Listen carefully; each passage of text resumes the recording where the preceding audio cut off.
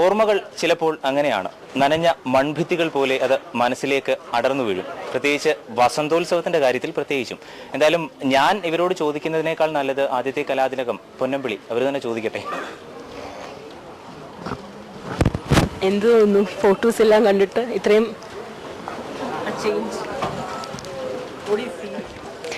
വലിയ ചേഞ്ച് എനിക്ക് തോന്നണില്ല. കാരണം അതെ, എത്ര 7 വർഷമൊക്കെയല്ലേ ആയിട്ടുള്ളൂ.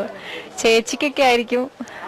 അതെ, ഓർമ്മകൾ അങ്ങനെയാണ്, ഓർമ്മപ്പെടുത്തിക്കൊണ്ടേയിരിക്കും. ഈ 18 പ്രതിഭകൾക്കും മറിച്ച് ചിന്തിക്കാനാവില്ല.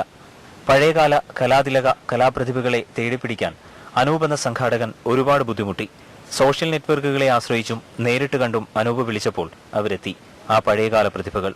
തെർമോകോൾ ഭിത്തിയിൽ തൂക്കിയിട്ടിരിക്കുന്ന അവർ നിറഞ്ഞാടിയ ആ പഴയകാലം അവർ ഒരിക്കൽ കൂടി കണ്ടുനിന്നു. ചിത്രങ്ങൾക്ക് കറുപ്പ് നിറമെങ്കിലും ഓർമ്മകൾക്ക് കടും വർണ്ണങ്ങൾ. ആദ്യ കലാതിലകം പൊന്നമ്പിളി മുതൽ ആ നിര നീളുന്നു. കലോത്സവ വേദികളിലെ ഏറ്റവും സുന്ദരമായ ഈ കാഴ്ചകളിൽ ഞങ്ങൾക്കൊന്നും പറയാനുണ്ടായിരുന്നില്ല. പറയാനുള്ളത് അവർക്കായിരുന്നു. നമ്മുടെ ഒരു പിക്ചർ വെച്ച് അത് കാണാന്നുള്ളത് ഒരു പുതുമയുള്ള അനുഭവമാണ്. ഇതുവരെയും കണ്ടിരിക്കുന്നത് മഹാന്മാരായ പല വ്യക്തികളുടെയും പിക്ചേഴ്സും ഫോട്ടോസും ഒക്കെയാണ്. അതിലൊരു ചെറിയൊരു തലയാവാൻ പറ്റിയതിൽ വളരെയധികം സന്തോഷമുണ്ട്. കൈരളി പീപ്പിളിന് വേണ്ടി പൊന്നമ്പിളി അരവിന്ദ് ശ്രീനിവാസ്. കൂടെ കാഴ്ചക്കാരനായി ക്യാമറമാൻ പി സലീമും അരുൺ വി എസും.